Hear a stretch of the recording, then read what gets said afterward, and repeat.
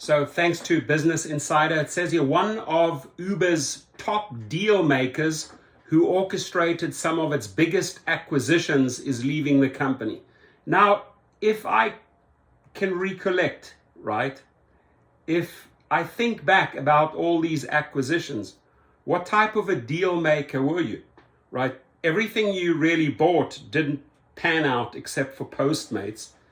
Everything you bought, you ended up selling, right? So how much of a deal maker is this guy really? But okay, I'm going to give him the benefit of the doubt here. He's on his way out. One of Uber's top deal makers is leaving after a nearly 7-year run. I tell you who needs to leave after a 3-year run, and that is Dara, right? That's the guy that they need to get rid of. Have you even taken a look at the current stock price? I'm not trying to make this up here, but right, look at that graph, ladies and gentlemen, at the end. It's not going up, it's all the way down. It's on $35. And that's poor leadership. I'm sorry, it's time to switch it out. These investors haven't seen the light yet, right? They're getting rid of this piece of trash. Why don't you get rid of the biggest piece of trash, the biggest Uber bug, right? The cockroach of them all, Dara. So Jeremy Fine oversaw acquisitions including Postmates, Drizzly, and Corner Shop. Uber's employee attrition rate has been relatively high during the pandemic. Yeah. One of Uber's top deal makers who's orchestrated some of its biggest acquisitions in recent years is leaving the company, according to people familiar with the matter.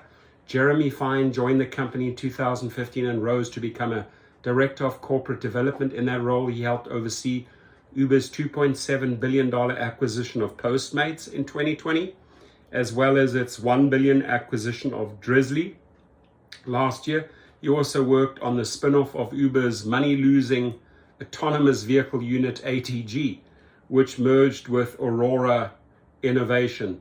An Uber spokesman confirmed the exit and added in a statement, "We are grateful for Jeremy's contributions." What contributions, dude? Over the years, and wish him all the best. The company did not comment on Fine's next move. A person familiar with the matter said Fine was leaving for a new role as an executive at a startup in the crypto space. Uber's corporate development team is fairly lean by tech company standards, at fewer than 10 people. The previous head of the unit, Madhu Kannan, quietly left the group last year. Since then, Fine has been reporting directly to CFO Nelson Chai. Uber has been as much a seller as an acquirer in recent years. It offloaded assets including ATG and stakes in businesses like its freight operation and the Yandex ride-sharing unit. The company has made some deals too. Earlier this week, Uber announced it was acquiring Australian car-sharing platform Car Next Door. Fine's exit comes on the heels of several departures at the director level and above. Overall, employee attrition has been a point of unease within the company. Last summer, Uber's head of human resources, Nikki Krishna-Murphy, addressed the turnover during an all-hands meeting, acknowledging that it has been high during the pandemic. So I've already made a video calling out Nikki Krishna-Murphy, and you want to know why you have such a high turnover, right? Are you baffled why you have that high turnover? It's how you treat people. It's how you pay people. And you're surprised that drivers and gig workers are leaving, right? You're surprised about that. So if you want to work on that high turnover and bring it down, right? Stop baiting and switching new drivers, pay them, pay every driver, veteran or newbie, decent rates.